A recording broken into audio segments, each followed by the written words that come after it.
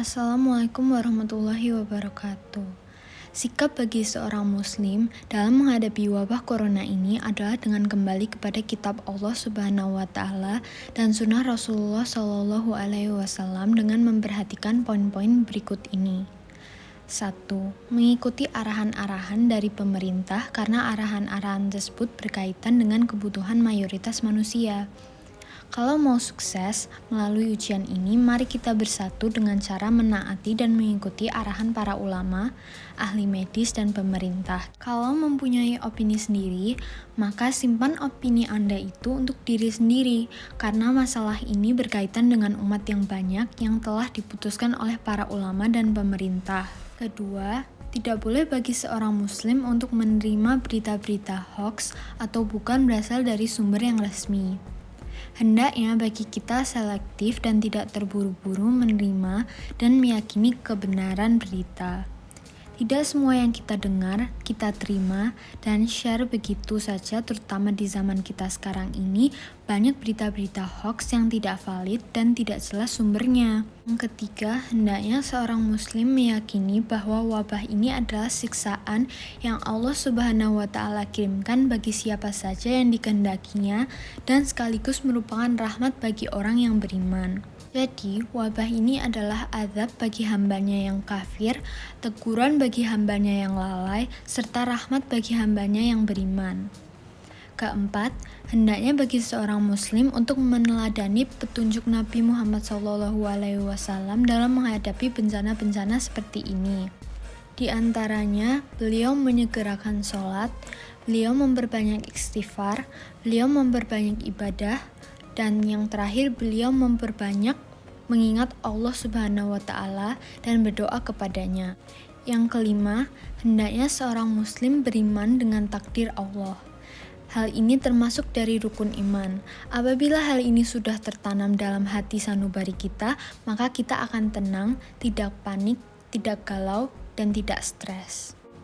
Keenam, hendaknya bagi kita untuk bertawakal kepada Allah Subhanahu wa taala dan menyadarkan semuanya hanya kepadanya semata. Dialah yang dapat mendatangkan kebaikan dan menjauhkan dari kejelekan atau mudarat. Tawakal bukan berarti kita tidak berikhtiar. Bahkan Rasulullah Shallallahu alaihi wasallam menganjurkan kepada kita untuk menjauhi wabah dan orang-orang yang terkena penyakit menular. Maka dalam keadaan seperti ini kita hendaknya menggunakan masker, cuci tangan, menjauhi kerumunan, menjauhi tempat-tempat wabah, dan lain-lain dari arahan-arahan pemerintah dan ahli medis. Kemudian setelah itu menyerahkan semua urusannya hanya kepada Allah Subhanahu wa taala.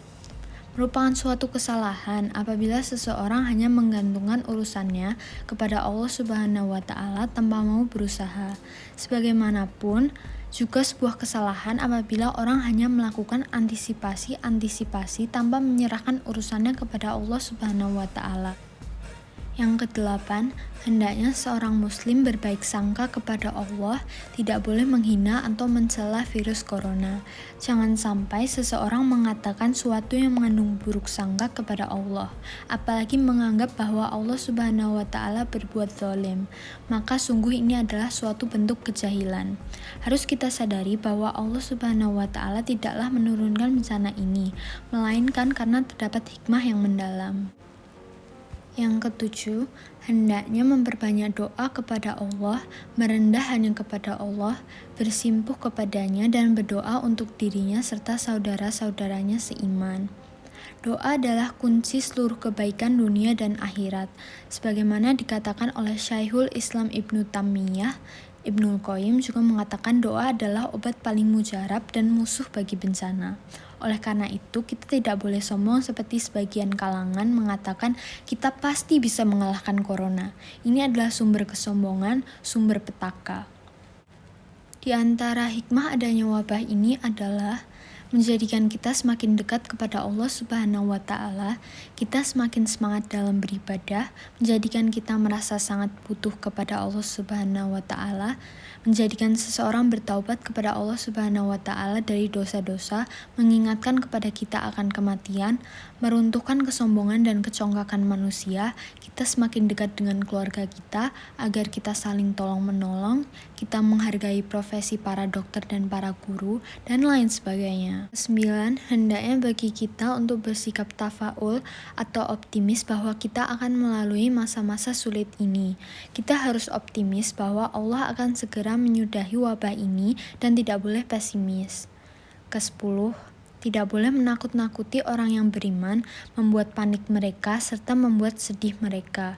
Jadi, jangan setiap hari memberitakan kepada mereka berita-berita yang mengerikan, berita jumlah yang wafat, korban, dan lain-lain. Dan ini bukan karena bermaksud meremehkan, tetapi hanya sekedar tidak menambah kepanikan kepada orang-orang yang beriman.